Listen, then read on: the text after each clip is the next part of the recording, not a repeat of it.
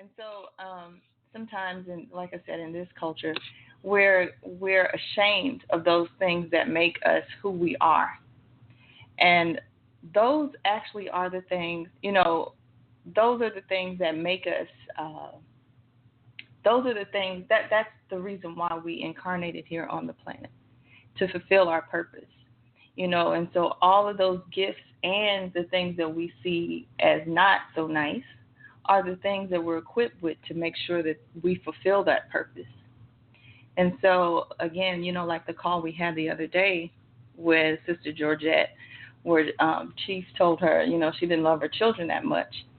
And, she kind of fought against that. And later on, he broke down, why he said what he said. But initially, it was just like she just was not determined. She was determined to not accept that. When really all it was is, like Chief said, we really don't know what love is. It's just a word that's kind of programmed into us, and we're supposed to know what that is, even though it's not really defined. And so sometimes we have to kind of take a look at these concepts and really dissect them and figure out what it means, and are we being a slave to that? But going back to what I was saying about nostalgia and hope, that kind of, both of those things kind of locks us into this place of stagnancy, because we're so, nostalgia is like, we get in this place where we're dreaming about the past and, the good old days. It was so good then. How do we get that back? And hope is this emotion predicated on fear.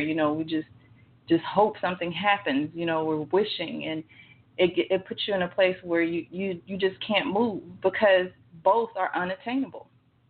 You can't get it back. You have to create something new. And that requires you fulfilling your purpose and you accepting all of those things about you, the good stuff, the bad stuff, and fulfilling your purpose.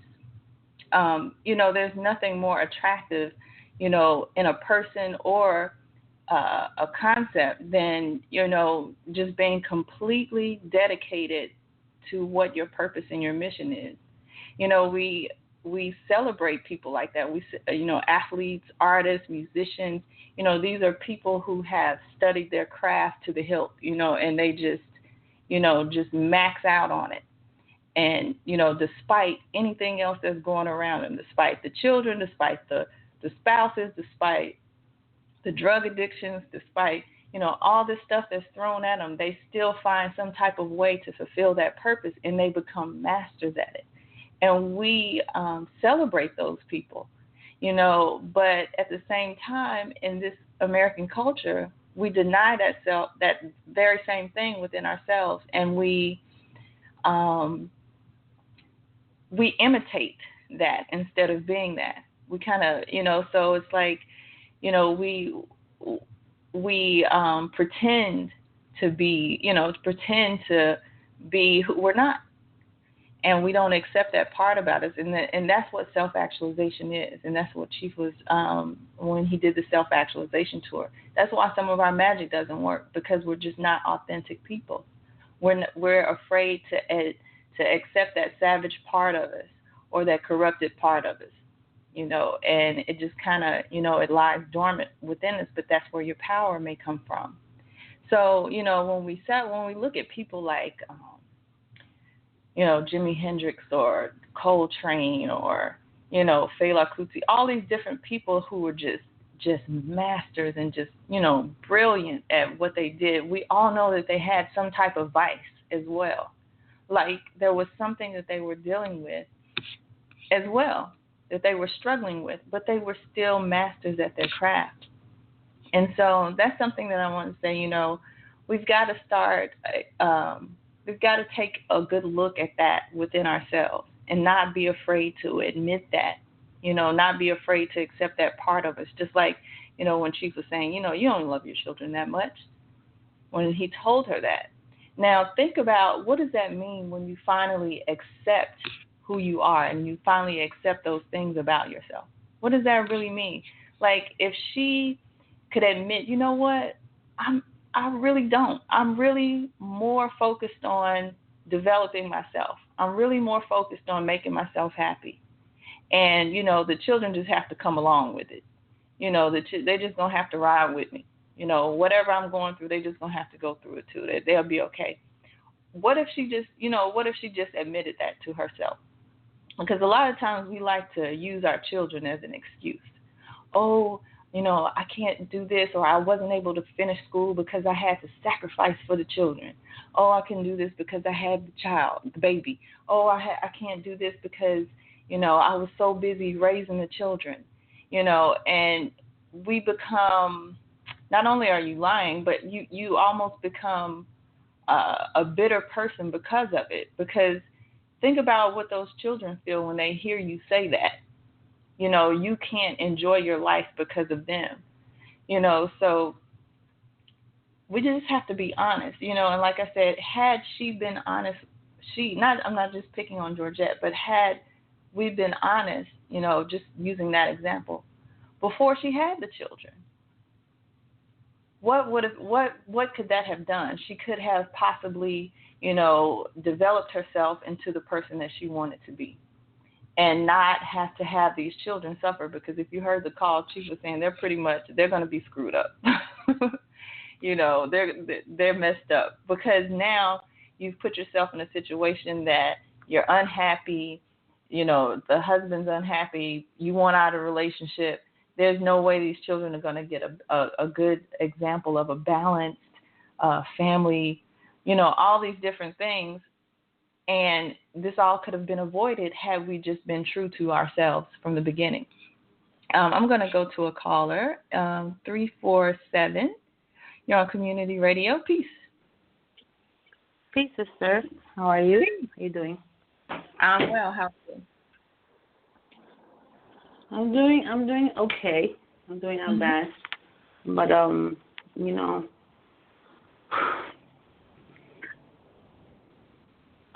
I'm only getting emotional because this is very recent, but I feel like what you're talking about is very real, and I'm living it because, I have two small babies.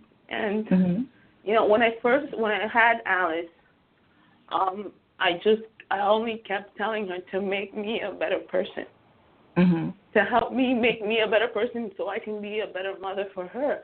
Because I was very scared. When she was first born, it was a lot. And then I found enlightenment and transformation. And, I know that I haven't done as good as I should have with her. I did a lot of things that I still do. She watches a lot of tablets. She eats things that I'm not particularly too okay with. And I'm trying to change that. I'm seeing things in my reality so I can change it as I go. And, I'm gonna slightly change subject, but it's related. Last night, one of my son's Aaron's ex-girlfriend got raped on Tuesday. Oh my gosh. And I felt the need to speak to her, So, and I knew that I was going to, and it was really like a big thing for me. Getting home, preparing to talk to her, really getting my mind in a frame of mind that I could deal with the problem, because my first reaction was getting angry. I was livid, and that's not what she needs, The men that she was trying to get help from, the first thing that they were to go to the cops, go to the doctor. And as a woman, that's the last thing you need. So the babies went to bed early. They went to bed early at 10 o'clock, which is early for my crew.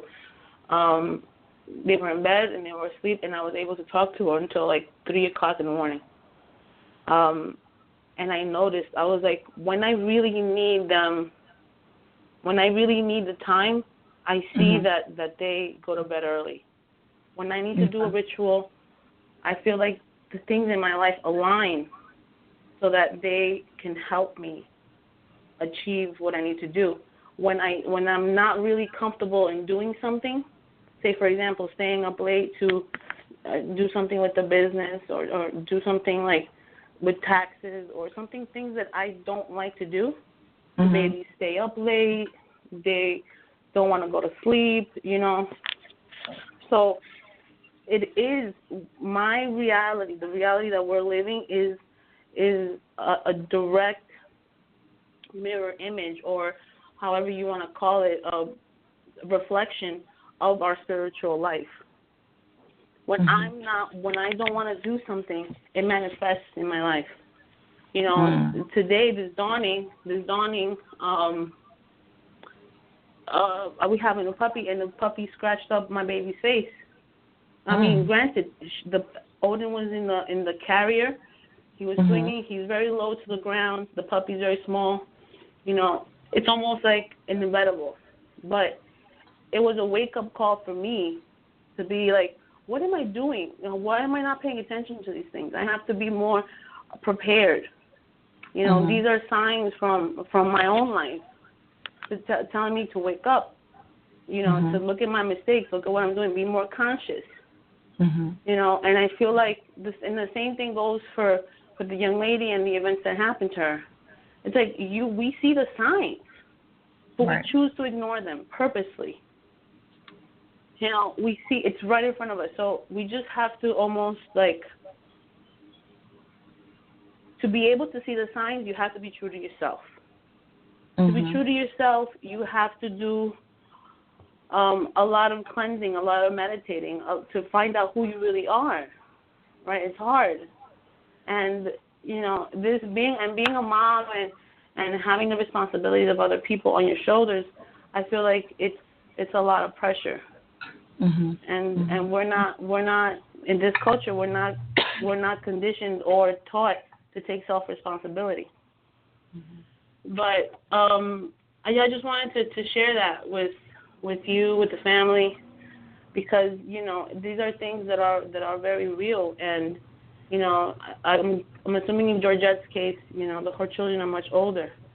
But, you know, at whatever age they are, we have to assume responsibility and say, okay, well, this is what I've done to them. This is what's happening right now. This is how I can change it. Right? Because we have that power.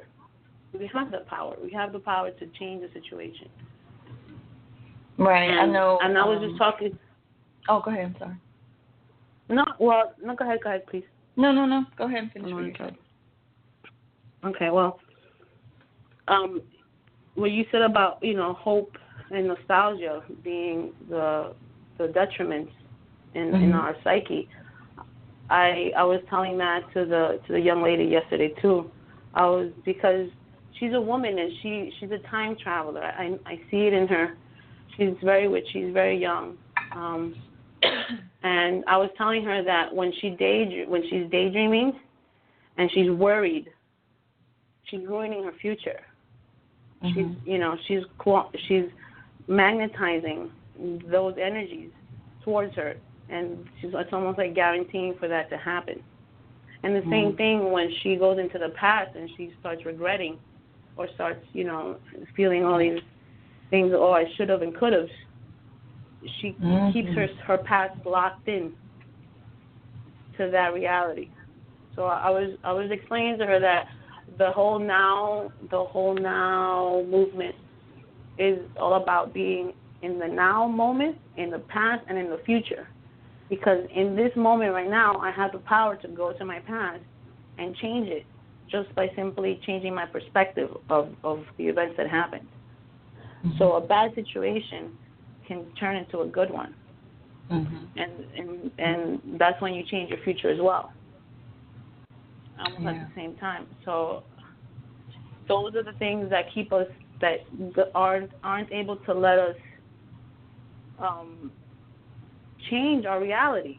The hope, like you said, for the future, or the nostalgia of the past, kind of keeps us locked in.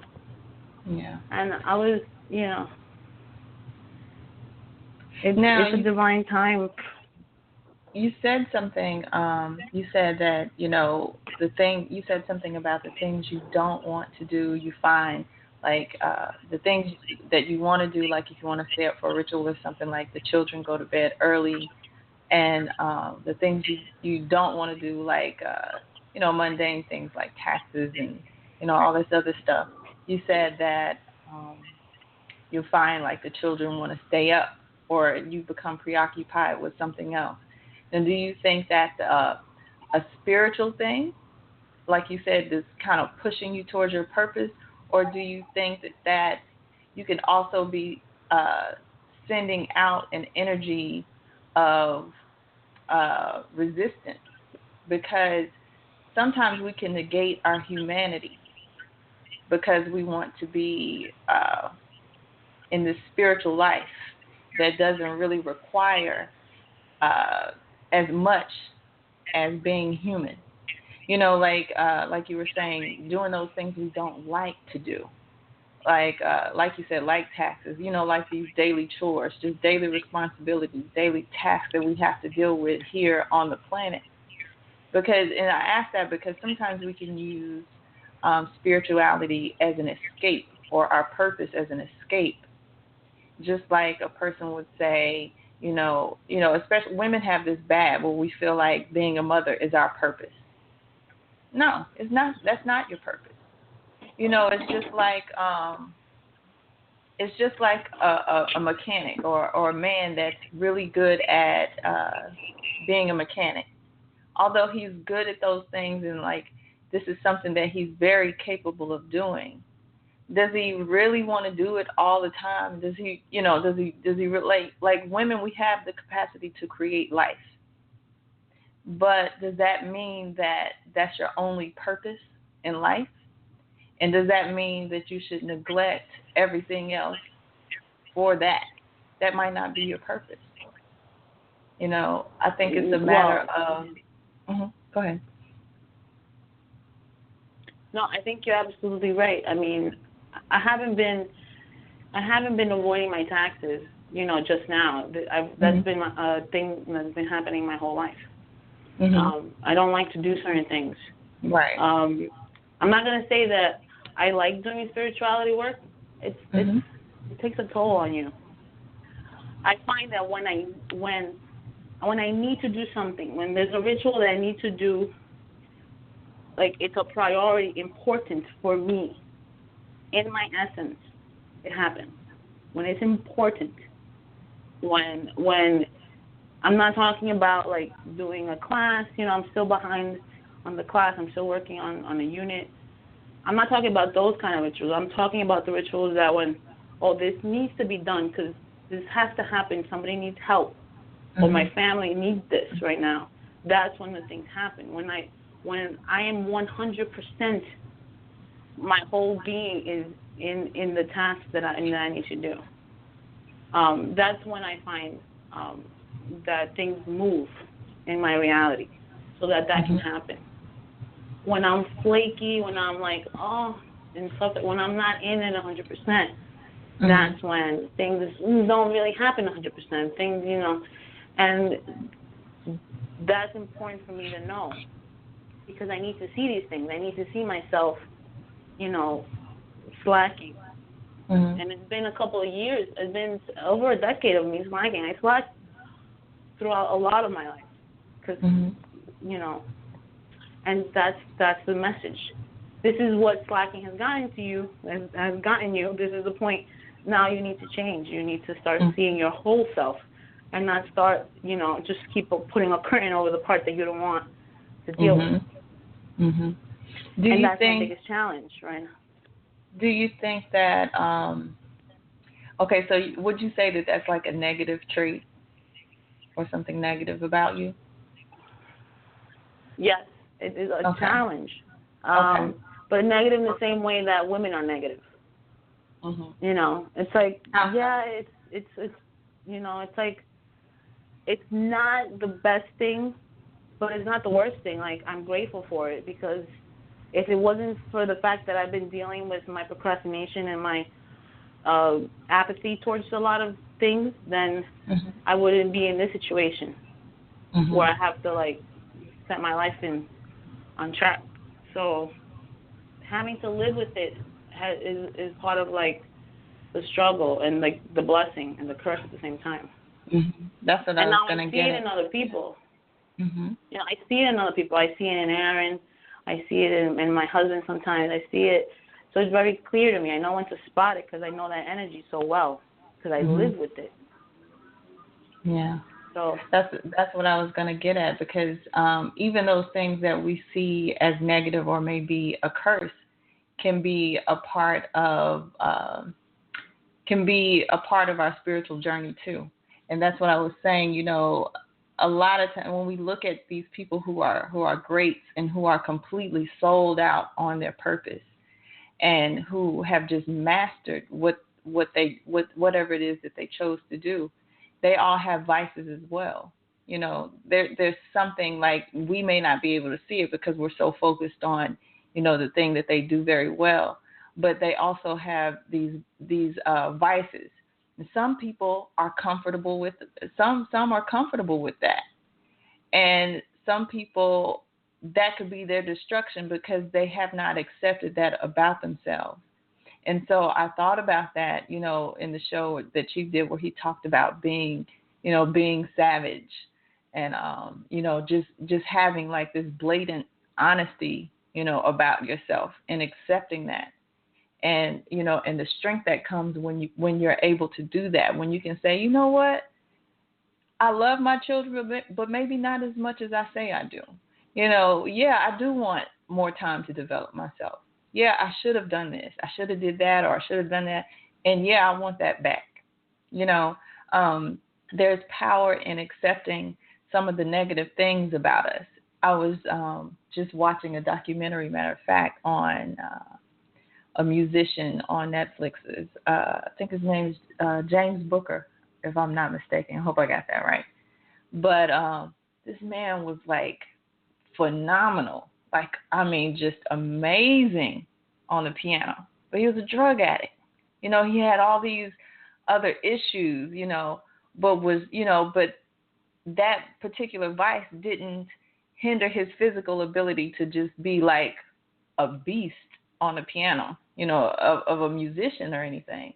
It was like it was one of those dark things. But one thing about it was that he didn't necessarily hide it. Like, everybody knew this about him. It wasn't something that he hid, or I'm not even sure that he was ashamed of it because he sang about it quite often, you know. But I think some of us lose our power, especially when it comes to doing spiritual work or doing rituals and things, because those things that we find may be dark or bad about ourselves, we tend to hide it, or we try to cover it up, you know. So that's why I was asking you, do you find that maybe that trait about yourself is, can you find any source of power in that particular trait? Yeah, the power is that I'm not gonna slack off again. Like, I'm so sick and tired. Mm-hmm. I'm so sick and tired of this life, and you know, I've dealt with a lot of self-hatred. So in the past, I wouldn't care about myself. I didn't care about myself at all. So even if, like, shit went down the drain, I didn't really care. I was on my own. I was living by myself. I had only myself to respond to, but now it's different. Mm-hmm. And now I see the importance of it and what's on the line. And that's my children and my grandchildren and my grandchildren, you know. Mm-hmm. And I can't mess around with that. Mm-hmm. And that's the thing, like, you know, I find my purpose. My purpose is not entirely my children, but one of my purposes is. Okay. And if I'm going to be 100% in what I'm doing, then I have to take it seriously. I also have to take myself seriously, my own individual spirituality seriously, and with that includes having to face the darkness, like you said. Mm-hmm. You know. I have a lot of bad traits that a lot of people consider bad, that at the end of the day, they're good. You know, I'm passionate. You can call angry. You know, but that anger sometimes fuels my desire to do things. So is it a bad thing? I don't know. Mm-hmm. But when it comes to being, when doing spiritual work, that's what I've noticed, that when I'm 100% in it, when my whole entire self is invested into what I'm doing, everything aligns. Mm-hmm. So that means that when I'm not 100% in it, when myself, there's something that's amiss, in my reality there's going to be things that trip me up. And I think that's what people and I need to be aware of. Because everything that happens in this life, it's almost like as if it were a dream. Everything's a symbol. If a butterfly crosses about my past, I'm all happy and dandy to Google it up because, it's a positive message, But I also have to see, oh, my dog just scratched up my son's face. What is that message about? Mm-hmm. What do I have to pay attention to? If there's something I'm doing, it's not the dog's fault. I can't just kick out the dog and, take out my emotions on the poor puppy.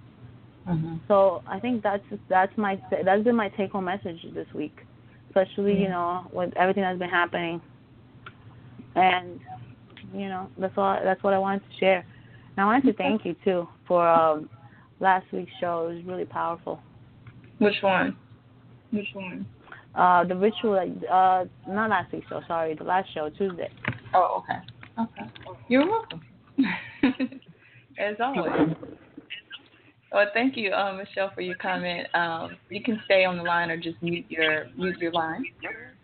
I'm going to go to, let's see, no one has their hand up. The number to call is 347-945-7680, and just press the number 1 to be heard. Again, I just want to remind everybody, if you caught the show on Tuesday, I'm not gonna continue to just talk and talk.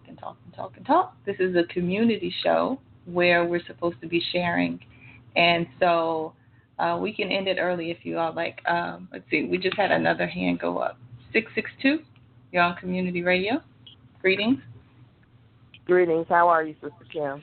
Peace. I'm well. How are you? I'm well. I just caught your show, Tuesday show, this morning. It was very powerful. I really enjoyed it. Thank you. And I'm glad you did the ritual. I had to write that down right quick. Okay. Because I find myself lacking in, I'm not going to say everything, but as far as developing my spiritual base, I am really lacking. How so? Like, I signed up for the online course, self-actualization course. I started it. I think I got to Unit 2, and then I decided I'm going to start all over again. Now, it's been a minute since I signed up. And I really don't. I don't know if it's my work schedule. I don't know what it is. All I do is sleep. When I want to get something accomplished, I sleep. Okay. And go to work. Mm-hmm. So you're saying when you find, because you said when you find that there's something that you need to do, except for work, you sleep. I sleep. Why do you think that is? I'm not sure, because in all actuality, even though I work night shift, I could come in here in the morning and get some things done. And I don't. I sit around. I may have some breakfast. I may straighten up a bit or what have you, and I go to sleep. And I sleep like 8-10 hours. So what is it about sleep that you like so much? I'm not sure, because I'm not having that many dreams. Or is it a way that you can just kind of escape things? I believe so, because I sleep a lot. I believe it is an escape. Okay. So even when it comes to, like you were saying, like the class work or whatever, you were saying that it's something that you want to do, but you even procrastinate or sleep on that as well. And the only thing that you really make a priority is getting up, going to work. Going to work. Mm-hmm. I don't So really maybe. cook no more. Oh, wow. I know. So you're just existing. You just you're Yes, just I going to am. work. Yeah. To be honest, yes, I am. So do you think you have a purpose? What do you think your purpose is, or is it just that you just have no passion or anything to find out what that is, or to do anything? Maybe you just want to work. No. Well, I mean, I'm gonna work, but no, that's not my ideal life. No, Mhm. no. That's why I wanted to do the course to actually find out what my purpose is. I call myself a jack of all trades because I could do just about a little bit of some everything. Mhm. But that's why I actually want to go through the course and get through it. Okay. So what do you feel is stopping you? Fear a little bit. You know that. I think it's a little bit of fear. Maybe I'm just not sure if I really want to, what I'm going to find. Mm. What fear of, like, something that you're going to find out about yourself? Right, because I have some ways. Okay. And if my temperament was anything to judge, I don't know what I'm going to find. Oh.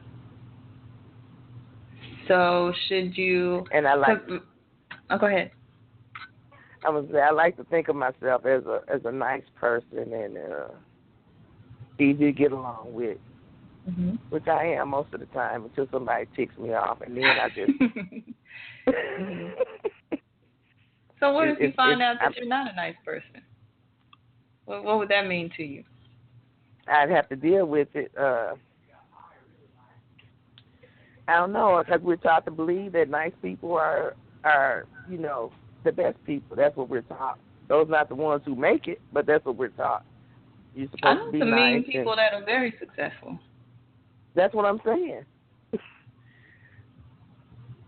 That's what I'm So, saying. I mean, that's what they tell us. But realistically speaking, the successful ones aren't always necessarily that nice. mhm. So, if you find out that you're a mean person, you find out that you're mean.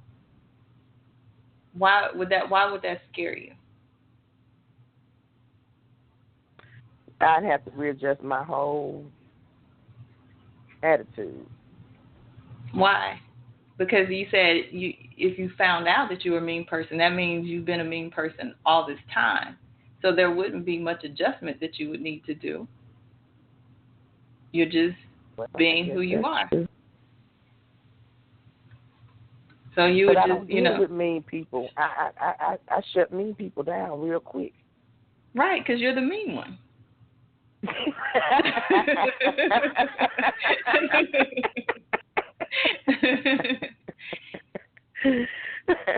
I always wondered about that because it's been a few years ago when you look at somebody and you just immediately get a dislike for them, and I look at them and I say, I wonder what it is about them that reminds me of me.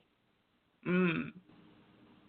Okay. Because I don't think you should just meet somebody and just instantly dislike them. Maybe that person is. I have this theory where I feel like the people that come into our lives are almost like a mirror.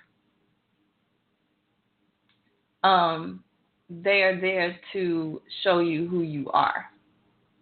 Because, people always say, like, as above, so below, as within, so without, that whole theory. So I feel like the people that come into our circle, like from childhood on to the, even from, the family that you were placed in before you even incarnated on the planet. Like, these are people that are there to help push us in the direction we're supposed to go in, to help bring out those things in us, to help us fulfill our purpose.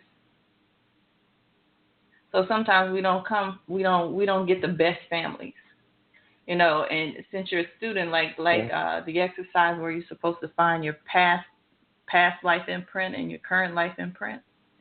That's the whole purpose behind that exercise. Who were you in a previous life, what did you do then, and why do you think you are or have to work out this energy that you have in this particular life? What did you do last time that made you have to come back and be different this time? It makes you look at all the people around you and see, what are these people saying to me? What are they reflecting back at me? And you said sometimes you look at people like you don't feel like you're supposed to not like them. But you were just saying that, you're afraid that you might be a mean person, and that when you look at people, you immediately kind of pick them apart or see something in them that you don't like. No. I'm saying it doesn't happen often, but it has happened where I would just meet somebody and just have an instant dislike for them. And I don't like that. I don't think that's right. That's like not giving somebody the benefit of the doubt. So then, if I do that, then I'm wondering what it is about them that reminds me of me. But what is it about them? Whatever it is that you're finding you don't like about them, what if it's something that you don't like about yourself? Like, give us an example. Give us an example of somebody, that you met. Like, tell us something about them that you just off the bat didn't like.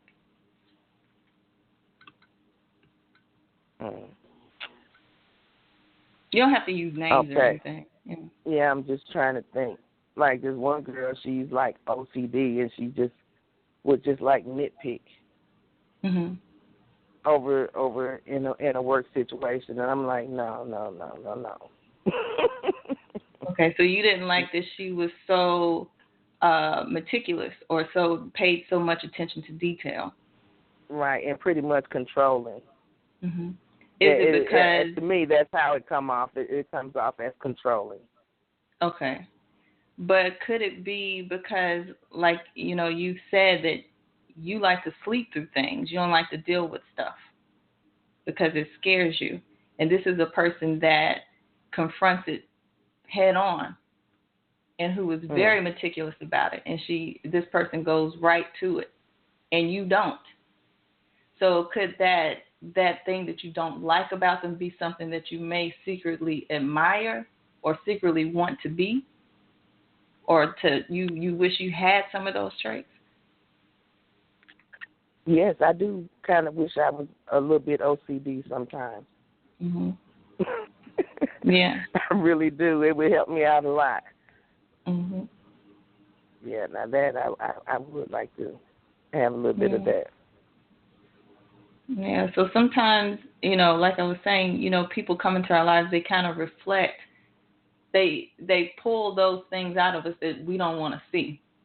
And that's why Chief always says, like, character is shaped within a community, because we don't always see what's wrong with us. So it'll always be somebody outside of us that kind of points it out so that we can work on it. So, we'll say, and have you noticed that it's always somebody that you don't like? And those are the people. Those are the people that you discredit or you don't. Oh, she just saying that because she don't like me. She's just saying that because she's jealous. She's just saying that because we come up with all types of stuff. To negate the things that they're saying. So doing this self work or inner work, like you said, dealing with the class. Though that's what that class does. Before we can get to the magic, we got to kind of deal with some of the things that reside within us that may be dormant or that we keep trying to push to the side and don't really want to face. Because in finding that you're a mean person, there's a place for a mean person. There's something that you can do with that. That's not necessarily a good or a bad trait. It's a reason, that mean people are needed sometimes, People in management, I find, have to have a level of coldness to them just to deal with people. You know what I mean? They have to be able to say, you're fired, or you're not doing this right, or you're not doing that right, and not be emotional about it or not feel a certain kind of way about it. So, there's some of that that's needed, But like I said, I also think that some of those people that you may not like instantly off the bat, some of those characteristics may be something, may be showing you something within you that you lack. And maybe your disdain for it is because you secretly kind of want some of that. Yeah, that's a possibility. Yeah. So it's nothing to be afraid of. It's just that, we got to figure out what it is so that we can work with it, because like Chief has said before too, when we start doing rituals and everything, like we can't get to the good stuff, get to the magic until we deal with that stuff, because we'll bring it over into our rituals and into our magic and taint that as well, so we got to do that work. Yeah. So it might be okay to be mean. Yeah. People have said Chief is mean. A lot of people say he's mean and cold and, all these things, because he, is all about action and confronts things head on. Like he doesn't shy away from things. Or, if somebody comes to him for help, that's one reason why a lot of people run away, because it's like as soon as you come to him for help, he's gonna say, okay, do this. This will solve it. And most people are like, well, I didn't want you to solve it. I just wanted to gripe about it. I just want to talk to you about it. Yeah. Right. And he's like, don't come to me with that. Like, that's not what I do. So, we've got to do that inner work and not be afraid of it, because sometimes that's where our power lies. Like you may find something powerful may come out of you discovering that you're mean. And like you said, it's not that you would have to change, because you've always been that way. It's not like because you said you would have to change things. You've always been that way. Now you're just aware of it. So what's the difference? But wouldn't I have to stop being mean? Why would you have to stop? I don't know.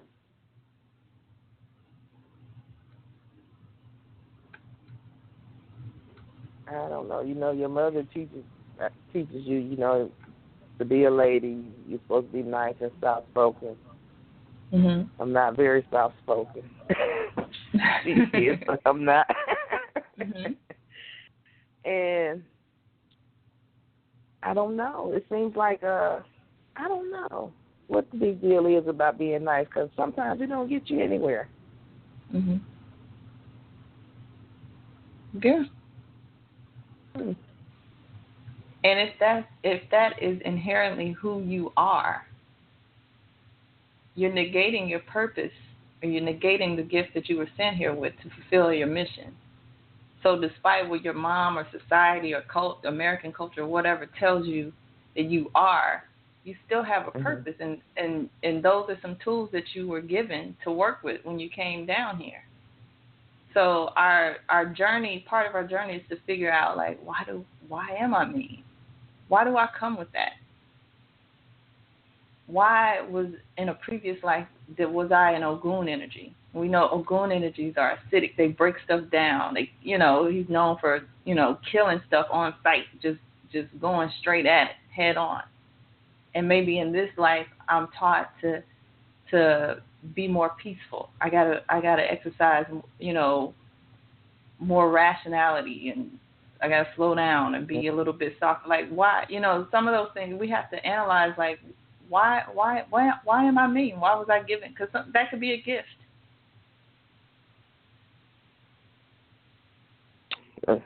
Yeah, if you can see through things, I think that's a gift. Mhm. Well, we're talking about also, being mean. Not seeing through stuff. That's different. But go ahead. I did a little homework from our conversation last week. I believe it was you or Chief One asked me, what is a conscious man? Okay. Or what am I looking for in a conscious man? Okay. Now I know who I'm talking to. Okay. All right. And I guess for me, a conscious man, and Chief was right. I do want him to have like some of the things that I like. Not necessarily all the things that I like, but he's going to have to be able to be a leader in my household. he's going to have to be able to think for himself and be able to handle business. Mm-hmm. And then even now, though can I you do handle... want a conscious man, Mm-hmm. ma'am. No, I'm sorry. Go even though I do want a conscious man, I'm just not ready for one right now, even with my age. I think I need to be by myself for a while.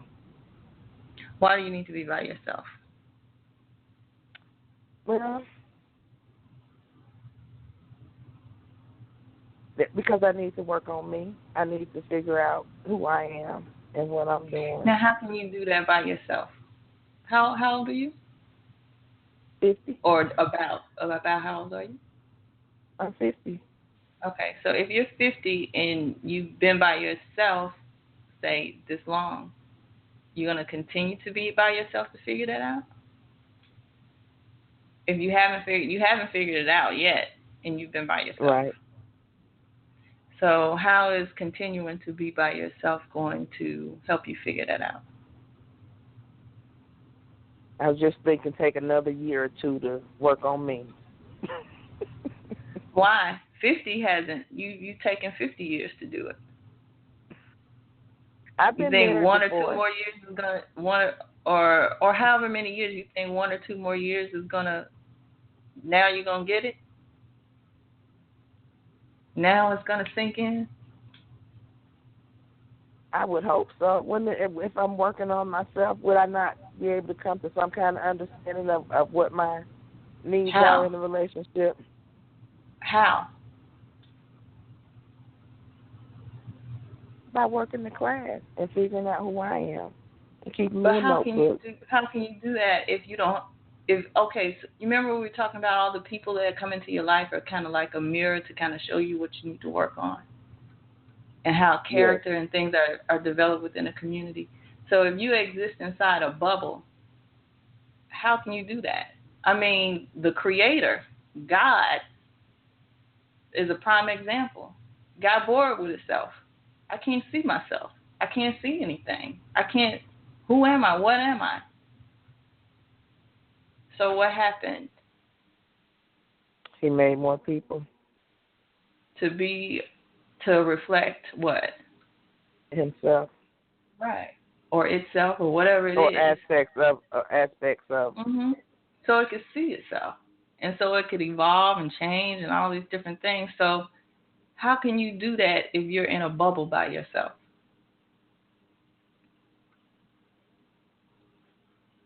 I don't know, Sister Kim. You can't. So really, I think the problem is that you fear having a man like that, or you fear coming into a relationship like that, is because just like the class, you're afraid you're going to have to look at yourself and change some things or deal with some stuff.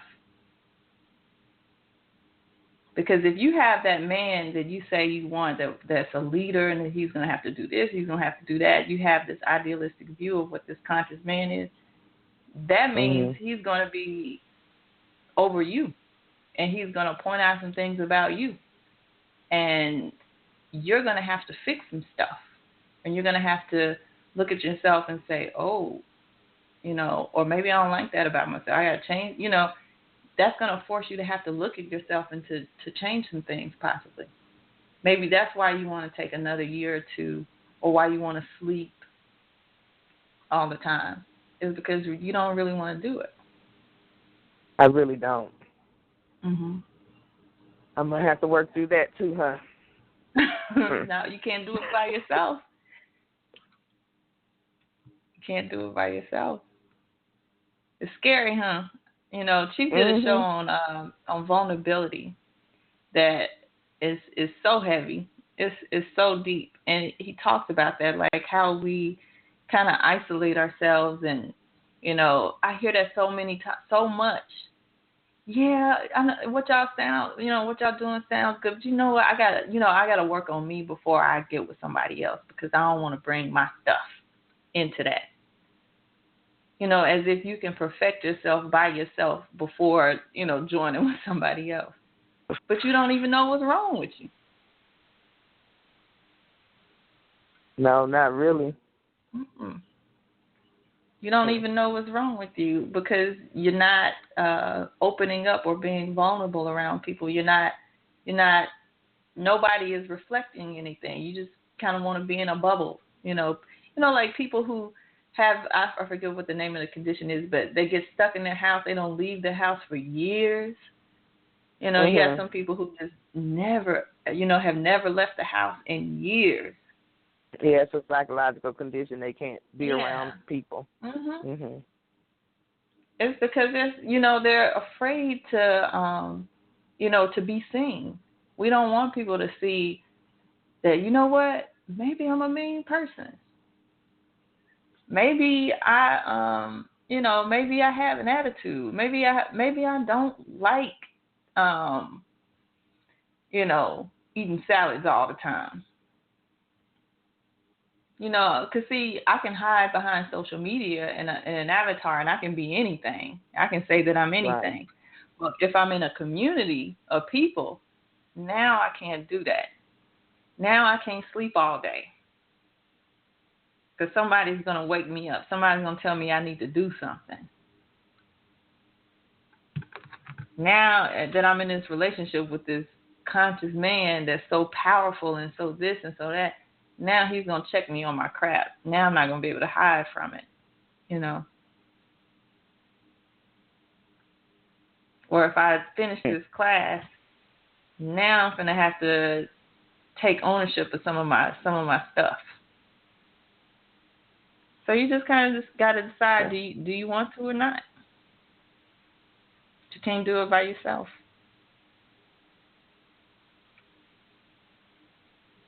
Yeah.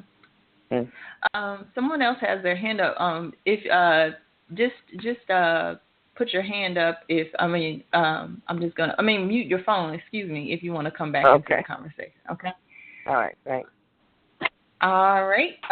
Internet caller. I think this is a Skype call. You on Community Radio? Hey, Sister Kim.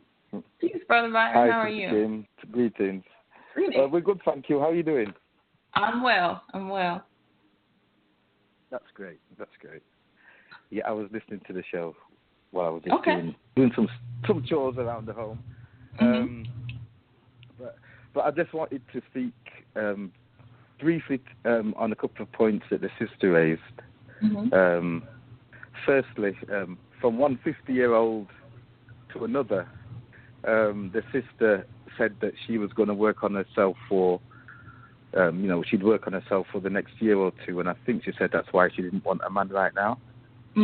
Well, from one 50-year-old to another, I'd say I've had people in my family and in my friendship network that have passed and haven't seen 50 years, and so we can't, or I'm not in a position where I can say I've got 2 years left to do anything. And secondly, Chief did a show probably about 18 months ago, maybe longer, on procrastination. Right. And I think that's a really, really useful show that you might choose to listen to, because when I heard it, I know it gripped me. It gripped me when I heard it about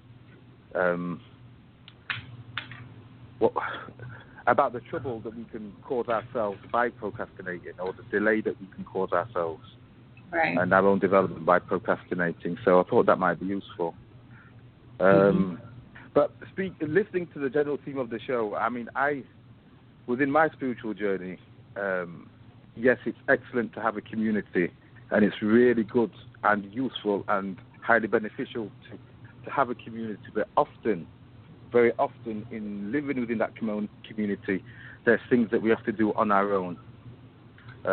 Whether it's going to our shrine on our own, undertaking rituals on our own, doing the lessons or the classes, that is something that we do on our own.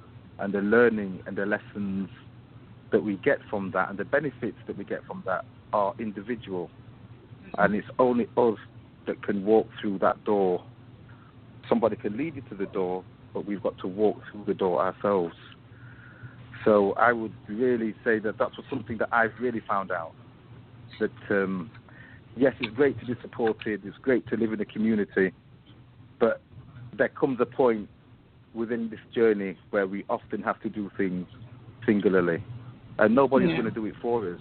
People can encourage us, they can show us how to do it, but there's a practical doing that we have to undertake to gain the benefit of going through that process. Mm-hmm. And that's what I found. That's what I found for myself. Yeah. Well, thank you for that. I think that was an important point you brought up about not having the time. You know, who says you have 2 more years to work on yourself? You know, I think that kind of comes from, you know, I was talking to a family member about that once. I think it kind of comes from this Christian culture where we, you know, in the church ceremony where they always say, you know, the doors are always open. You know, like, you don't have to come this Sunday, you can come next Sunday. Like, Jesus is always there. He's always waiting for you. Yeah. You know, like the world is just at a standstill waiting for you to make a move. No, things are passing you by. You know, and especially at 50, like, the dating pool has shrunk. It's like a shallow kiddie pool at this point. So to take the position of thinking that you have all this time left, that's pretty dangerous. Like, you never know. You never know. Yeah. Yeah, it'd be nice to have it. Of course, it'd be nice to be blessed to have that time. But you know, for me, I know I can't take any day for granted. And there's a mantra that I always say to my family is that every second counts. Mm-hmm. So, and by that I don't mean always be on the go because you've got to rest, but make sure that when you are on the go, you're being productive. Yeah. You know. That's what I try. That's what I try to instill into values. I try to instill into my family and into myself also. Mm-hmm. Well, thank you, Brother Byron. I'm gonna go to another caller. If you can stay on the line, that would be great. This is 615. For sure. 615 Young Community Radio. Greetings. What's going on? You all right? Yeah, I'm great. How are you? I'm well. I was listening at what the sister was saying, and you know, she said she was gonna take some time and get herself together. You too, sweetie. When Chief had remember when Chief told me to get the study group together? Right. I told my mentor about that. My mentor said, you know why he did that, right? I was like, he called me to task on something that, you know, I should have been doing. He was like, not just that, is that tomorrow never comes. Mm-hmm. There's no such thing as tomorrow. Like it's have you been to Joe's Crab Shack? No. Okay, there's a sign on the building that says free crab tomorrow. And what that means, tomorrow never comes, is only today. So when you know, me and her from a similar area, and you know, that's how people are. People, you got to bring yourself to do certain stuff. But as far as like, you know, what Chief and what you had, you know, advising her to do, you just got to, at some point, you just got to just do it and see what happens, because you never know. Mm-hmm. Just like with this whole with the whole study group thing, I was procrastinating about it, coming up with, well, I need to learn more, I need to finish this, I gotta have this, and he was like, no, man, just go do it. Just do it. And what and what materialized out of that is I ended up with my own radio show. That we have the study group on. Okay. So you never know. You never know what will happen when you act first. Yeah. You know, strategic action is the remedy for procrastination, if you ask me. Mhm. Yeah. We just always have this thing where we feel like conditions have to be a certain way before I can do it. Well, I need this first. Well, let me make sure I got this first. Well, let me make sure I do this first. And not that preparation is a bad thing, because we do need to plan and prepare. But sometimes our ideas of what we need to do is off. You know, I gotta have this, like you were saying with your radio show. Oh, I need to know this. Oh, somebody might ask me this. Maybe I need to do this first. I need to do that first. You know, it just brings you to a point, like I said, of stagnancy, where you just don't even move because you always feel like you're completely unprepared, or you don't have enough, or you know, we got to get over that. Well, I think, and you talked about this last Tuesday. I think that's a sign of you not being in touch with your Ori. You don't trust yourself. Because if you're in tune with your Ori, then when you make a decision, okay, I'm gonna go with that. Because like when you don't trust yourself or you constantly second guessing yourself, that means you don't trust your own Ori. And I think that the show that you did Tuesday about, getting those rogations and getting your head cleansed weekly, especially when you know you slow, you're going to have to do that. That's part of the work. You can't sit up and try to be smart and you know you slow. You got to build up to being that. Because that was my thing. I'm like, okay, so you ain't the sharpest pencil in the box, so do your homework. That way you know what you're talking about. And it requires you to check your ego. Like, okay, am I saying this because that's what it is, or am I saying that to sound good? And it really does require you to look at yourself and be like, okay, are you operating from an egotistical perspective, or is this your higher self shining through in the physical? That's what I got from that when you said staying in touch with your Ori. Yeah. But you know what? Just to kind of go back to what Michelle and I were speaking of, and the other caller when she was talking about being mean. You know what? Like I was saying, even in the Bible, God says that He created good and evil. What if you're just one of those bad people? What if that is your mission? What if that is your purpose? Because you got some evil people in the world, and it's needed. Yeah, some people got the dark side in them. Right. What if that's needed? I'm going to play devil's advocate for a minute. Yeah. It is needed, but, a lot of the stuff that she's saying she won't, I don't think that's even her case. I think, and I deal with this a lot when it comes to sisters with that same stuff. They come to work with it. A lot of it is a defense mechanism because at some point somebody either let them down, mistreated them, humiliated them, or made them feel less than what they are.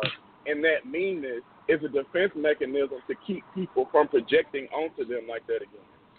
A lot of them are really soft. That's why they so mean. Because they come up, you be like, man, who hurt you? Who broke your heart? Because it doesn't make any sense for a person to claim to be well-rounded, but you snapping at people all the time. To me, when it comes to, because we deal with that when we train dogs. You have something called a fear biter. As soon as you walk up to this dog, a fear biter is a dog that as soon as you try to touch him, he bites out of fear, not out of aggression. Fear biters are 10 times. A fear biter will kill you faster than an aggressive dog will, because an aggressive dog is confident. Look, I know what I can do, but a fear biter is like, wait a minute, you're getting kind of close to me, bro. So back up. I don't know what you can do, and I definitely don't know what I can do, but I know what I'm gonna do is that you don't get closer to me because I'm not confident enough in myself to allow you that close to me. And those are the dogs that get put down. So how is a fear biter is a fear biter trained to be a fear biter? Not. No, it's a fear biter. It's okay. Let's say, for example, a child has a puppy, and the child consistently pulls the dog's ear, and the dog will cry, it'll scream, it'll run off. But kids being kids, they still do it. So one day, the dog is in a corner in a crate or just hot and don't feel like running anywhere. So the child pulls the dog's ears and he snaps at him. So the baby's like, oh, I'm gonna bit me. So the next time he'll do it, he'll snap at him again. So the next time he do it, he actually bites him. So the dog realized he has power in his bite, the defense mechanism. So that's what that's why fear biting dogs are usually the ones that get put down in the shelter, because you can't trust them. Because the second they get scared, they don't rationalize what's going on. They don't seek safety first. It's bite first, think later, and you really can get mauled like that. Wow. And it's happened to me before. A fear biter got me. The first time I worked at a dog kennel, a dog that was scared to get picked up, I had to go get stitches. Wasn't aggressive at all, but he was just that scared of getting picked up because he had been dropped before. Didn't have nothing to do with me, but it's the fact that he got dropped before, and he's fearful of getting picked up to get dropped again, and he won't let that happen again. So he bit me. He bit me hard. Mhm. So that's like, I noticed that a lot in the black community. Like, a lot of sisters are snappy and mean and have attitude because at some point somebody took advantage of them or hurt them or made them feel less than what they are. So they was like, well, like Fred Sanford said, I'm gonna do unto others before others do unto me. And go like that. That's what that sounds like to me. Somebody hurt her feelings, and that's how she dealt with it. By like, okay, everybody gonna get it. I'm gonna be mean to you before you be mean to me. Right. And you know what? By saying, you said something else, that you said that you don't think that that's really what she wants. This man that she's saying, this conscious man. I think a lot of times women and men too, just people in general, create this person or this entity that's so unattainable, like you said, as a defense mechanism and as a way to never have to worry about that person coming into their life. It's just like the concept of God. God is loving, God is this, God is that, but you never really get too close to him. You can never really touch him. You really don't, it's this mysterious thing that you can never, touch. But I'm going to let it rule over my life. I'm going to let it, I'm going to let it control me because because nobody can ever, I'll never have to take full accountability or responsibility. So it's like, God just becomes whatever we need it to be in the moment. You know what I mean? It's like, I want a man that's this, that, and good and well, you may never, ever get a person like that because you don't have the kind of equipment that a man like that would need. And because, this is so far-fetched that you just really don't believe, it's not going to happen. You know what I mean? So it allows you to kind of stay in your bubble. You don't have to change. You don't have to do anything. Yeah, and then you can hold everybody else to that measurement. Well, you're not this. Well, I want a man like this. Well, and just constantly have you running around in circles. You're breaking up. So in order to, okay, can you hear me now? Yeah. Mhm. Like Chief told me yesterday, he was like, in order to be an effective father, you got to be a larger than life figure. In order to obtain that respect. So what a lot of people in general end up doing is they create this unobtainable figure.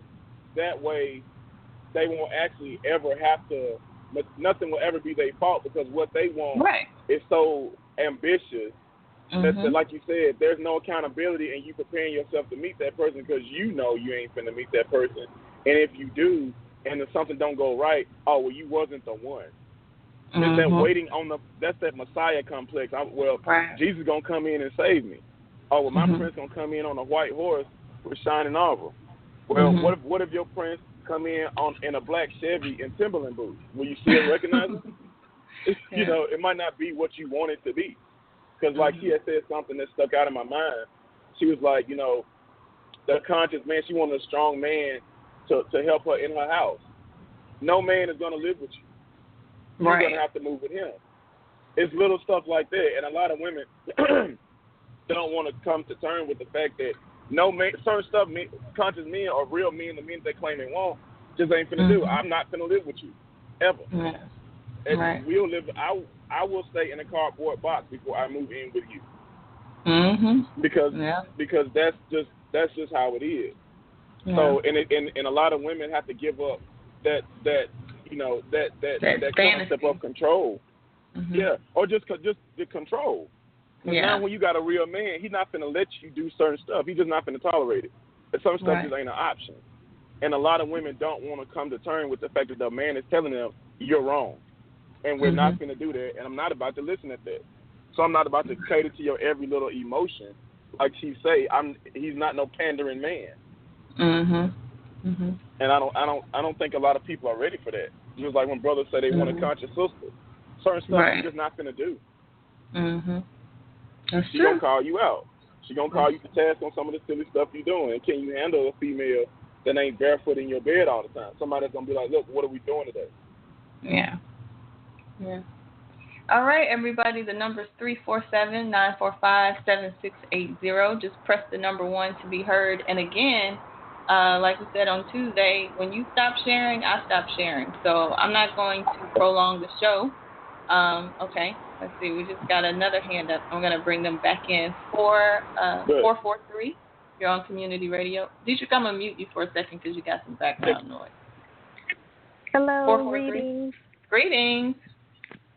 Hey, I was just listening to y'all. I had to sneak away from my desk. I'm at work. Oh, okay. But I just want to say, first of all, thank you, Sister Kim, Chief, all the callers, especially the regular callers that call in, because you guys give me so much life. But you're welcome. I was just listening to what the brother was saying about women and control, and I just want to just real quick just tell my testimony. My husband and I have been together for 20 years. We're high school sweethearts. We have 3 wonderful children, and I would say for the first almost 10 years of us being together, it was that tug of war. I did not want to relinquish the control. Uh-huh. You know what I mean? Because, and he is a conscious man, and just like dude was saying, he was like, no, I'm not going to, that's nice you having your little fit because you want to do this and that, but we're not doing that. We're going to do it like this. And me growing up in a family of single moms, single women, and, you know, marriages and relationships that just didn't work out, I was the first one to actually be married and have a family, all my kids by the same dude, you know what I mean? So that's good. I had them on one side, like, girl, no, I mean, you can do bad by yourself, and you don't need no man telling you what to do, you know what I mean? And on the other side, I'm like, yeah, I could do it all by myself. I'm pretty sure I could, but why would I want to? Right. Exactly. Right. Why would I want to do that? Exactly. Yeah. I say the same thing. And it even came to a point where we separated for 6 months. Over, now that we're looking back at it, it was just a bunch of gross miscommunication. And kind of us taking each other for granted a little bit, and we didn't recognize when we were transitioning and evolving into different people, because we met each other when we were 17 and 18 years old. Now we're in our, at the time, mid-30s. I'll be 40 in January. And it was like, you're different. Okay, yeah, you're different too. I don't like the way this is going. Let's separate. You know, and we did. And he moved out of the house, and I'm there with the kids, and the kids are like, what's going on? I don't understand why. And I'm just like, I don't know, but we're going to work it out. And now I'm into this. I'm a single woman. I can do this by myself. Forget him. Bye, bye, bye. And I'm looking at my kids, and they're like, what the hell? Like, what are y'all doing? You know, and meanwhile, deep down inside, I'm miserable. But I'm trying to put on this brave front that, you know, everything's going to be all right. I'm a strong black woman. I can do this. Until I found myself in a grocery store parking lot at 2 o'clock in the morning crying my eyes out. Like, what has happened to my life? And I called him. He picked up on the first ring, and he's like, what happened? What's wrong? And I'm just like, I don't know, but I just can't do this by myself, and can we just please work it out? And he's like, I'm on my way. I've been waiting on you. Yeah. So it's like, for women, I want to say, just like the dude just said, your shining armor is not going to always show up like you picture it, but you got to be open to recognize what this man looks like and take him in. And for men, don't give up on your women. because he didn't give up on me. Mm-hmm. And I think we're in the best position that we've ever been in. We're getting ready to come up on our 21st anniversary. Wow. You know what I mean? And it's not to say that we still don't have some kinks to iron out. I mean, that's just life. You know, right. But if you just don't give up on each other and see the bigger picture, and to learn how to fall back sometimes, especially as women, we already have our power. The wise woman knows when to execute that power without putting the man down, without making him feel that he's less than. And I feel like a wise man knows how to enforce his power without belittling the woman. Right. You're both very powerful in your own right. Right. Exactly. So, I mean, and that even ties into the procrastination piece, really. And what you were telling the older sister about, you know, she's 50, she wants to just, you know, take some time to get herself together. Well, I'm a procrastinator too. My husband is not. And for the longest time, that's how we thought about that a lot, because he would take stuff head on. Right. Oh, okay, well, we need to do this. Let's just do it.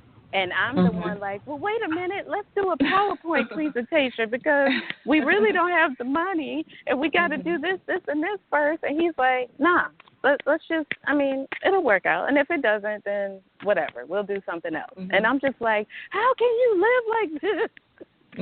That's crazy, you know. But now I'm falling back. I'm looking at him, and now I'm taking that on, you know. Okay. Like me starting my own business took me years to start this thing. And he's like, just do it. Just go get the certification. Do it. Well, what about the tuition? We'll figure it out. Just do it already.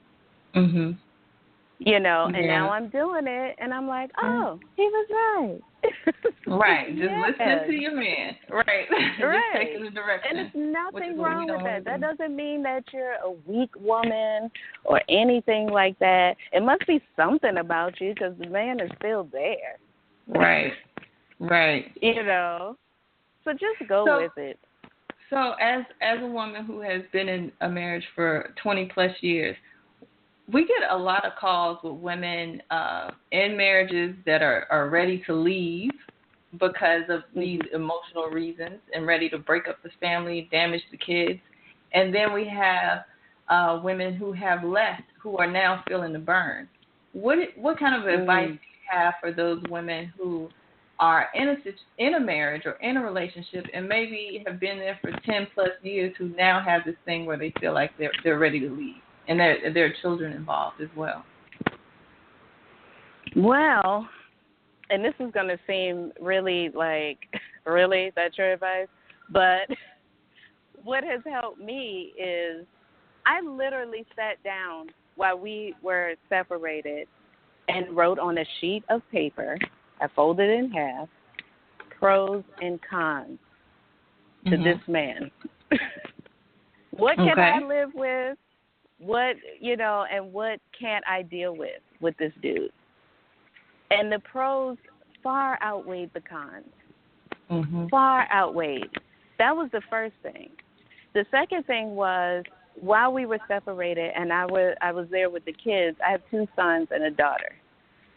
And my sons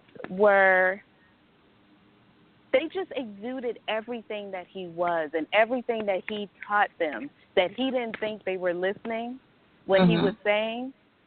They just carried it on. Like, okay, Pops isn't here, so now we have to be the men of the house. And it surprised me, really. My oldest son at the time, he was only like 10, maybe 9 or 10. And my daughter, who's the oldest, one day we were in the house, and she was blasting some trap music or something all through the house. And he was like, yo, turn that off. Let's just be quiet. Just turn everything off. Let's just be quiet. And that's my husband all the way. Like, let's just be quiet. Turn it off. You know what I mean? And I'm like, wow. So I'm really doing these children a great disservice because of my selfish ways. You have to look at the motive of why y'all broke up. Was it really that serious? You know what I mean? And most times I would say, I mean, I don't know the concrete statistics, but most of the time it's infidelity. It's either that or money or both. And even with, I mean, I'm just going to say it, even with infidelity, because that was the case in my situation, my thing was, I've been with this man since he was 17, and we have 3 wonderful children. I'm not going to let any outside influences, women or whatever, come between that. I'm just not. I'm not. I invested way too much blood, sweat, and tears into this thing right here. We're going to work this out. And I don't care what anybody says, because, of course, I have friends. My girlfriend, girl, no, he did that. You know what I mean? And it was like, no. And even after we separated, I got out in the streets for a little bit, like, I'm single. Wait a minute, what's going on? You know? And it wasn't worth it. It was too many factors. I can't bring this new man into my house. I have a daughter. I have sons. Are you weird? Are you a pedophile? Like, what if my kids don't like you? What if you don't like my kids? You know what I mean? It's too much. Yeah. And you know what? It's not worth it. And I so thank you for bringing that up, because that's something that I wanted to say on the last show. Let's just take all the emotion out of it and just get down to facts. You're 30 plus years old with children. Who wants to start over? Start over and do what? You're in a situation where you have a roof over your head. Your bills are paid.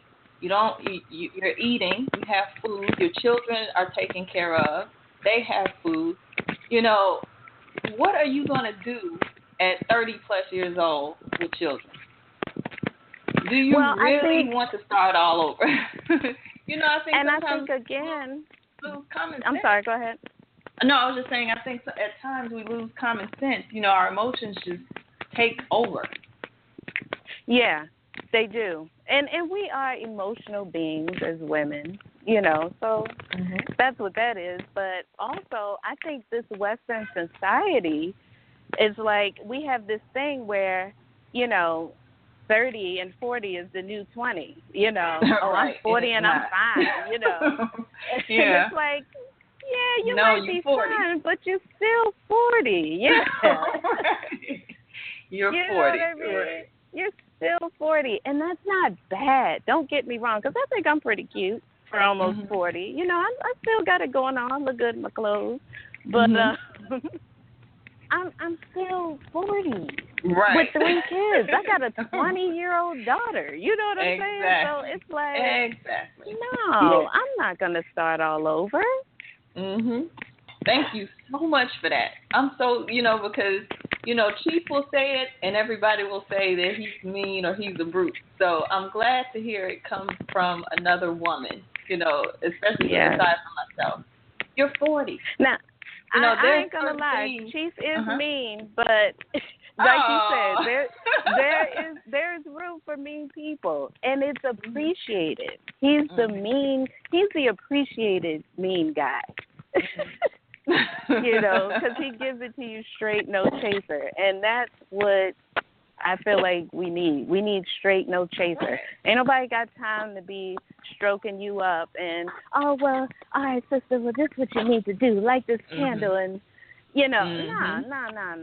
You already know what you got to do, first of all. Right. You know what I'm saying? You already know. The scary part is taking that first step to being like, okay, I need to do this. I need to let this go. I need to push my ego out of the way and just be in this. This is a mess right now, but I need to be in this and figure this out and then keep it pushing. And that's hard. That's hard, though. I will say that. That is hard to do, because when we separated, I mean, my best friend can attest to this. My daughter had to call her. I'm literally in the bed crying, listening to the best of Sade over and over again. Yeah. And she was like, no, honey, we don't do this. Get up, call your man, and be done already. Move on. Right. You know. That's good. That's good that you had someone like that to do that for you. Awesome. Yeah, and she's single. Wow. Yeah. She's single. So she knows. But she knows how hard but she's a good woman, you know. So yeah, well, I mean, thank you again. Thank you so much for that. I'm going to bring in another caller. If you'd like to stay on the line, that's fine. You can just press mute, or if you want to jump in and comment whenever you feel like it, you can unmute your mic. But I'm not going to mute it for you. Okay, so you can just come in. Oh, how do you mute? Just on your phone. Just hit mute. Oh, okay. Yeah, and then when you want to speak, you can just speak. Okay. Okay. So I'm going to bring in 813. Greetings. You're on Community Radio. Greetings, Sister Kim. Greetings. How y'all doing? What's going on? We're well. How are you? I'm all right. I'm well. I'm just getting out of court with a penny on my belly. Okay. But it's all good, man. I missed the first half of the show, but it seemed like it's been a powerful, wonderful show. I'm gonna have to tune in. I have to download the Blogtalk and listen to the beginning of it. But I just would like to put my 2 cents on it. I've had not my last relationship, but the relationship I had with my last child, my youngest son. I went into it initially. I made some poor decisions back then. And what I did, I rushed into getting into that relationship way too fast. I never gave myself the time to heal from the relationship I was in previous to that. And I went through a lot of difficulties dealing with that relationship. And it was a power struggle. It was constantly a power struggle. And it still is to this day dealing with his mother, with my youngest brother. But I do stand accountable and I do stand responsible for the decisions that I made, no matter how poor of a decision I made during that time. To this day, I've never been out of my son's life. I've never been out of her life. Never not been able to try to maintain finances for my son and her dealings and the dealings that she has to deal with my son. And I've always tried to keep it real civil in the conversations that we have. And I've learned to pick my arguments, pick my battles with her. So, that's true, man. You gotta learn to pick your battles, man. You gotta learn to pick your battles. There's certain things that you just don't have time to sit there and deal with. But just the bad decision making going into the process of building a family was one of the flaws that I had when I went into that relationship. Now in my stronger mind, I would say more African, more indigenous mind, when I'm looking to make a family, make another family, or add on to my family, I'm going to choose a lot more wisely. There's certain situations that I went through that made me realize that, okay, this person right here, we're not going to be able to build what I'm thinking to do or what I want to get done inside of my family structure.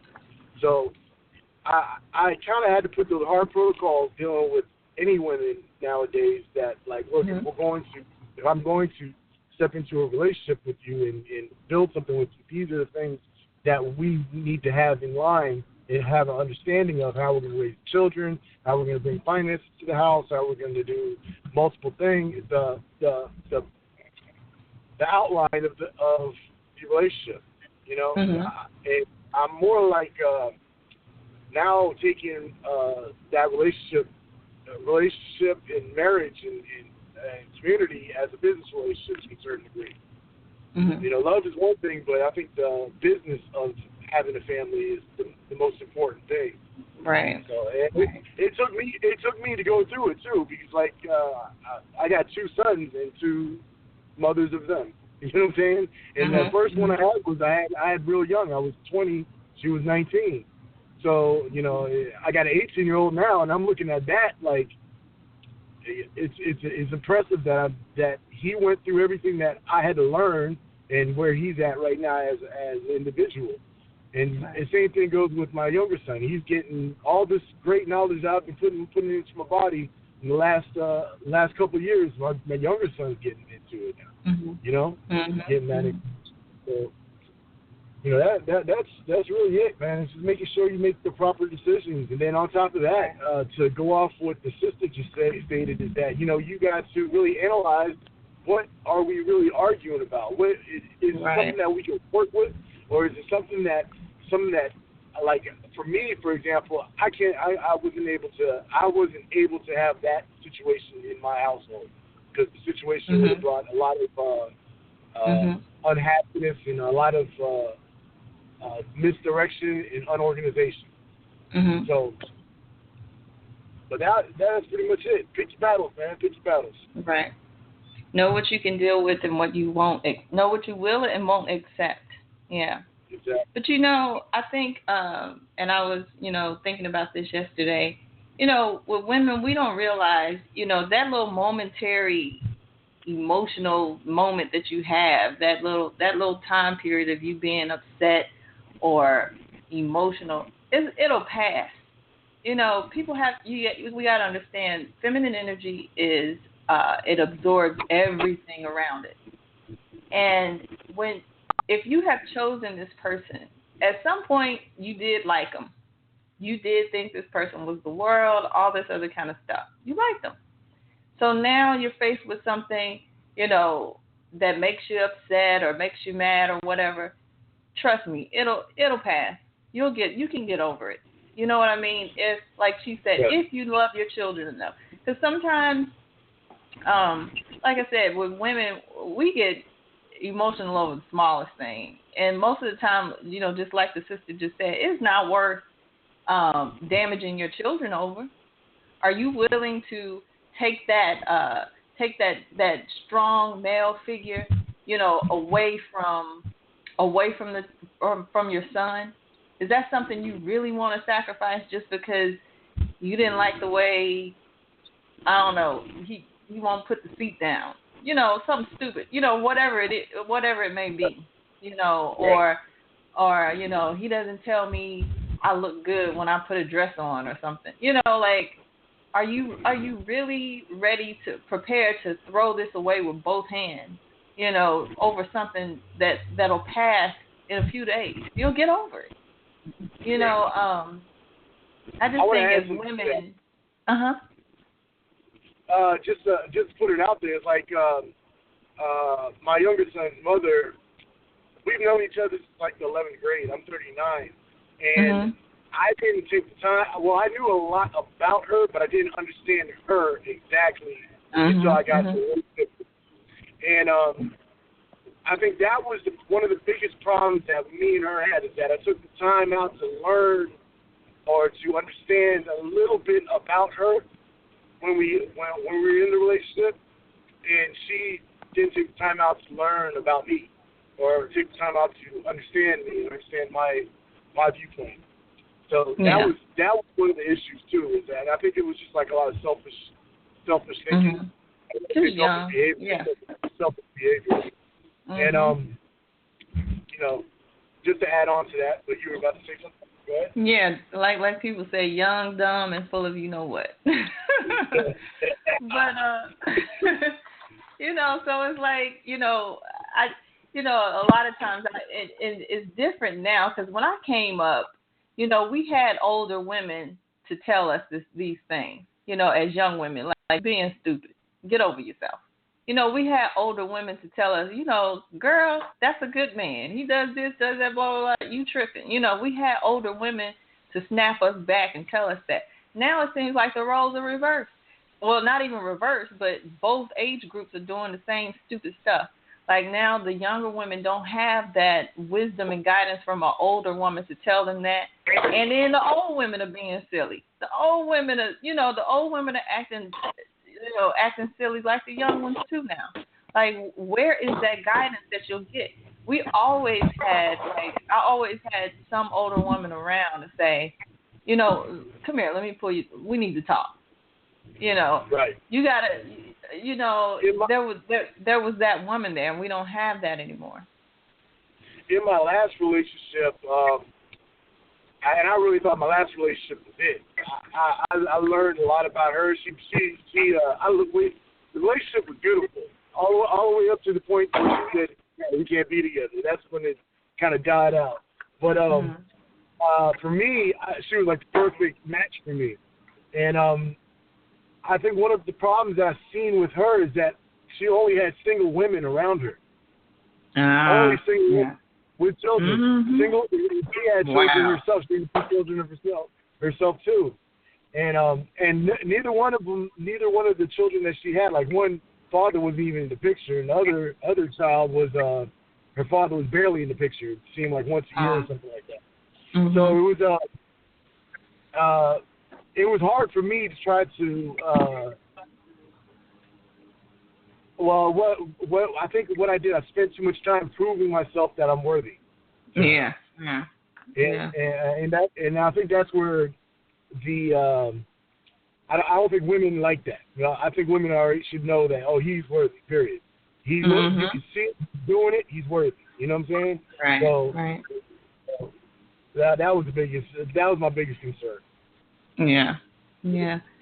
But thanks for that, Anwar. I just wanted to say we got about 11 minutes left in the show. So if you'd like to make a comment or if you have a question, make sure you press the number 1 or dial into 347-945-7680. And just to speak to the women for a minute, make sure you check me out on Instagram, Facebook, and all that good stuff at The Serious Bitch, SIRIUS. We've got something coming up. I think it's next Strong or next week for you all that didn't get the Strong thing, but next Strong that we're gonna start implementing, and this is just for the women, because like I said before, we got a lot of silliness out there, a lot of silly women out here now, and there is no. You know, I don't watch much TV. I'm like a Netflix person, you know, or whatever, but I don't watch much cable. But just flipping through the channels, I'm you know, there's a lot of reality shows on with women. And they argue and bicker and act stupid as if they're in high school. And then these are like 50-year-old women. And I'm sitting here just like in amazement, like, okay, these are the women that are supposed to be examples for us. You know, so it's like, where are the sane women? Where's the sanity? Because it's killing us. It's ruining us. And so there's something we're going to do starting next Strong to kind of help us and bring us out of that. So for the women that are listening, if you'd like to be a part of it, make sure you go to anewlifeglobal.org and fill out the form and say that you want to be a part of, I guess, the women's group, or just say or mention my name, and we'll direct you to the right place. But we are going to start to try to get some of this stuff together. We're going to start working on some of this stuff. And we got to help each other out through this, because it really does mean the future of our children. It really does. We just got to do better. You know, we just have too many silly women out there. And then the women that are doing it the right way, I want them to reach out to those of us, or those who don't know. You know, those who don't have that wisdom. It's so critical. And this was the purpose of the all these different, you know, secret societies we used to have, female societies, men's societies, you know, where women could come together and talk separately away from the men, and the men could do the same. We need to get some of that back. So for the women that are listening, make sure you go to A New Life Global and fill out that form, or you can send me an email or hit me up on Facebook or Instagram. And I also want to encourage everybody that's on the call to check out the 21-day cigar challenge that I have going on Instagram as well. And so this the 21-day cigar challenge is just me going kind of on a journey learning more about the cleansing properties, spiritual properties of tobacco. And so we have like a lot of people that have submitted pictures and things and talking about, their favorite cigar or taking pictures with cigars. And, just even in doing this challenge, I've just learned, there's a whole culture around cigars, and I'm really enjoying this journey. So make sure you check that out. Again, it is the Serious Bitch, TheSeriusBitch, and that's on Instagram and Twitter, and on Facebook. So we're gonna stop talking about it, because as you know, Chief is someone that's all about action all the time. He's not gonna keep bringing up problems and not give anyone any type of solution. So we're all about action. So in that, we're going to, there's something coming up. It's going to be really big. I'm super excited about it, that I would love for you all to be a part of. And again, if you are a student, if you're a female student, we meet once a strong, and those usually on Mondays. And I want to encourage you all to also be a part of that call if you're a student. And we're going to talk some about the classes and some of the spell work and everything else that we do, in the Anu spiritual training. And so you can reach out to the same way, newlifeglobal.org, and let them know, and fill out the form and let us know that you want to be a part of the Monday discussion. And we'll get the information out to you so that you can join us in that. Again, this is just for the women. So we're doing some things. We're not just going to keep griping about it. We got to have at some point we got to put in some action. So we're actually trying to work through this. It's okay to say you don't know, or you didn't have that woman in your life to teach you that. You don't have a mentor. You would like to have a mentor. We got to stop this, cat fighting and bickering between each other. And, heal our families so that the men can come in and do what they need to do. I'm tired of, being, at a deficit all the time. Black people, it's like, we're at the bottom of the totem pole. We're not a threat to anybody. And it's because, we're like renegades. It's like we have no families. We have no loyalty. We have no, it's just so much. So in that, like I said, make sure you go to New Life Global and get signed up. And we are coming up on the close of the show. And I'm going to end. We got about 5 minutes left, but I'm going to go ahead and end a little bit early because no one else has their hand up. And I just want to say thank you to all of the callers that called in. And thank you for contributing. Thank you to the sister that reached out and spoke about the marriage, the 21-year marriage. Congratulations on that. And I will that she becomes part of the movement as well, so that she can impart some of that advice to some other women. And thank you to, all of our usuals. Thank you for supporting.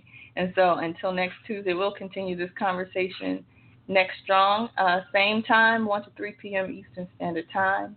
And thank you. Enjoy the rest of your day. Peace. Sadulu House Spiritual Center would like to invite you to join our learning community by encouraging you to sign up for our monthly webinars.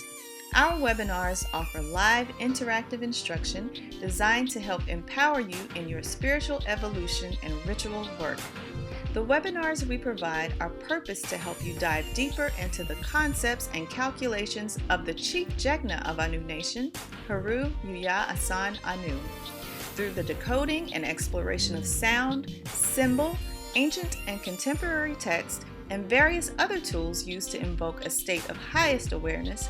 We are able to abandon the constrictions of dead thought to travel to higher states of awareness, which is our rightful designation. To view our list of webinars, go to saduluhouse.com/events. Topics for 2016 include meditation, spiritual cleansing, astral projection, chakras, crystals, water magic, candle magic, the third eye, animal totems, dreams, and sex magic. Remember, go to saduluhouse.com/events to register.